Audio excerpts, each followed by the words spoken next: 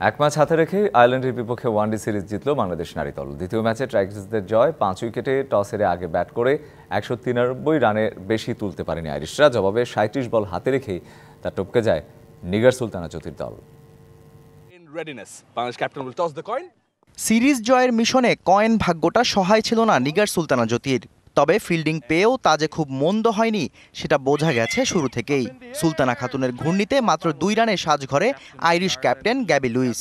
আরেক ওপেনার সারা ফোর্বস এলবির ফাঁদে পড়েন নাহিদা আক্তারের বলে। তৃতীয় উইকেটে ফাইট ব্যাক করে আইরিশরা। এমি হান্টার এবং অর্লা প্রেন্ডারগাস্টের 91 রানের জুটি। দারুণ ব্যাটিংয়ে হাফ সেঞ্চুরি তুলে নেন এমি হান্টার। 35তম ওভারে ডাবল ব্রেক থ্রুতে ম্যাচের মোমেন্টাম আবারও নিজেদের করে নেয় টাইগার্সরা। ওর্লা প্রেন্ডারগাস্টের রান আউটের পর 68 রান করা হান্টারও সাজঘরে হাঁটেন স্বর্ণার ডেলিভারিতে। এই দুই ব্যাটার ফেরার পর রানের চাকা আর এগোয়নি আইরিশদের। ডিলানি 33 করলেও নির্ধারিত ওভারে 193 রানের বেশি তুলতে পারেনি সফরকারীরা।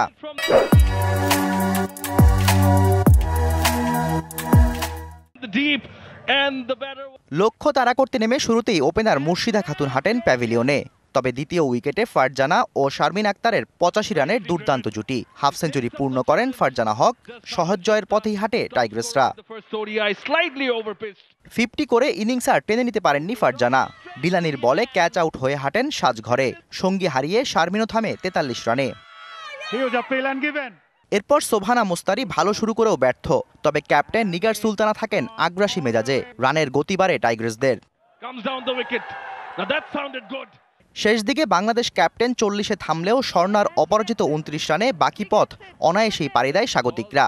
5 উইকেট হাতে রেখেই সিরিজ জয় নিশ্চিত হয় টাইগার্সদের। Shahriar Hossain, DBC news desk.